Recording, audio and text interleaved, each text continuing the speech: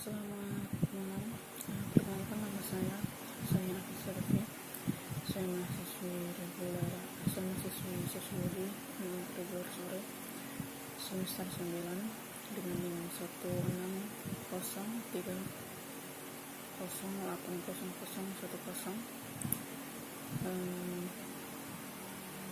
Di sini saya akan sedikit menjelaskan hasil review dari buku ke-12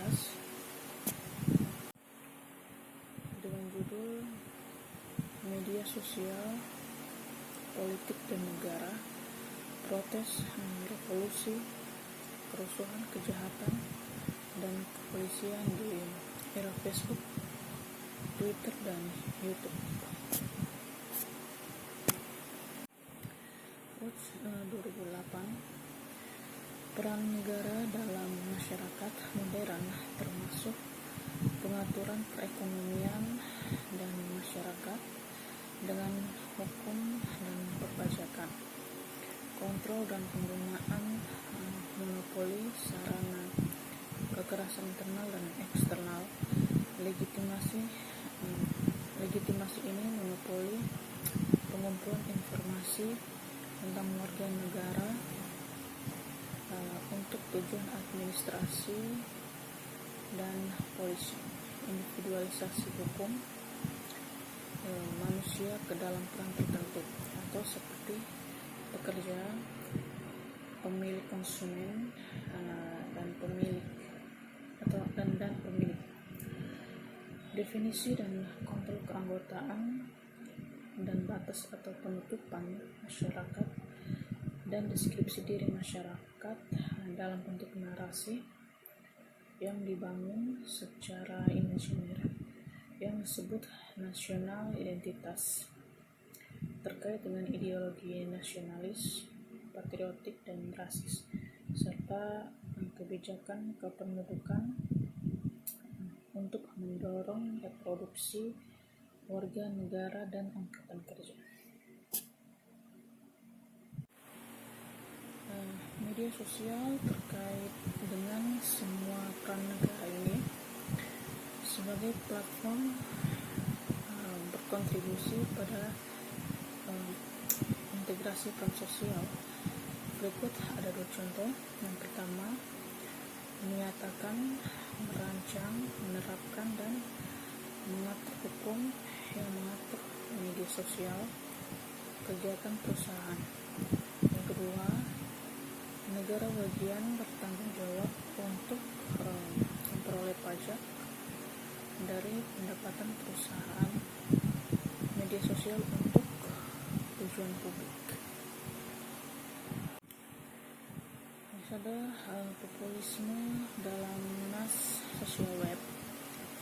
Gerakan populis menarik subjek ideal yang dilihat sebagai sangat diatomisasi dan karenanya membutuhkan proses reintegrasi di badan sosial yang mendasar dalam narasi kerakyatan adalah sosok common man dalam sebuah avatarnya. Pekerja keras, rata-rata laki-laki, pekerja miskin, pengangguran yang tidak mau, kota yang tidak terwakili.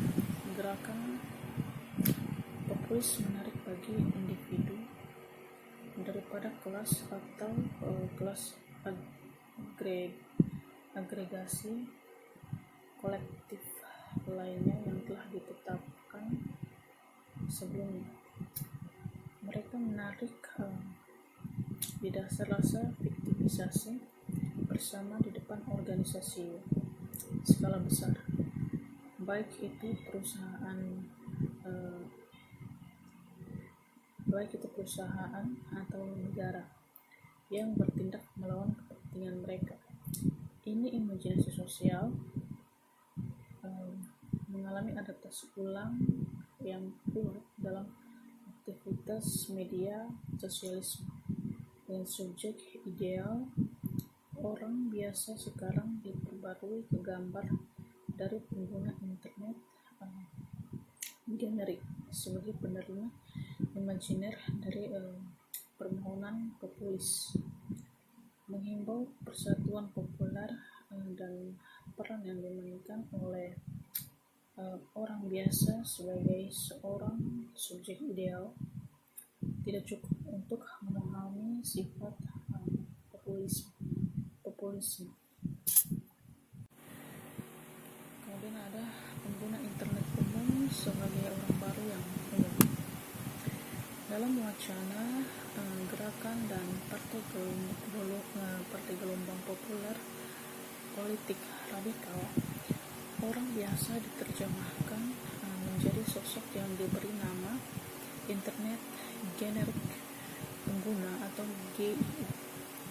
Pengguna internet generik sebagai internet rata-rata imajiner pengguna menjadi penerima yang ideal dari semua permohonan banding yang dibuat oleh aktivis media sosial yang dengan semangat anti-seksi sesuai populisme berniat untuk menjangkau semua orang terlepas dari politik, budaya, atau agamanya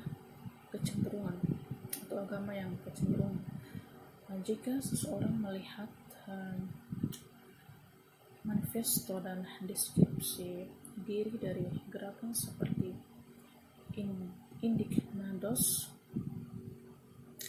dan menempati, seseorang segera menemukan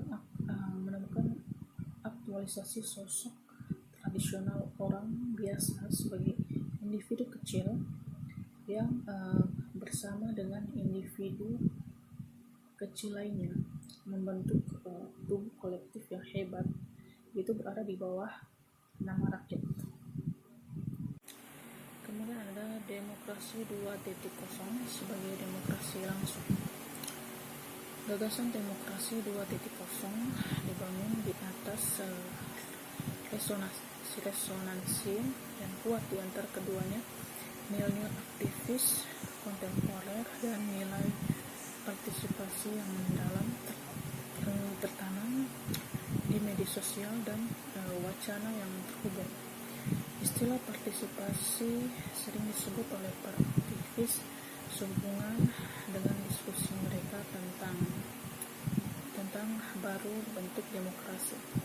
Persis istilah yang digunakan oleh guru internet Tim O'Reilly menjelaskan kekhususan web 2.0 dibandingkan dengan web 1.0 berdasarkan logika penerbitan. Dalam pemasaran di kalangan penilaian partisipasi ini telah terlihat dalam diskusi-diskusi seputar istilah prosumer sebagai konsumen dan sekaligus juga sebagai produsen. Kemudian ada teknoplebiscitarianisme dan teknoproseduralisme. Munculnya demokrasi plebisciter digital menimbulkan resiko teknologi. Plebiscitarianisme dimaksudkan secara negatif sebagai eksaserbat tendensi sentralisasi yang melekat dalam demokrasi plebisciter digital. Demokrasi plebisciter sering kali dikritik karena risikonya hak minoritas dan prinsip pluralisme politik. Dalam kasus Okupi, klaim sebagai 99% telah dikritik oleh orang kulit berwarna dan kelompok berbasis gender yang merasa bahwa penamaan ini menjalankan risiko kehilangan identitas khusus mereka sendiri. Masalah lain yang terkait dengan teknoplebiscitarianisme adalah kontinuitas kehadiran bentuk-bentuk kepemimpinan yang tak terlihat.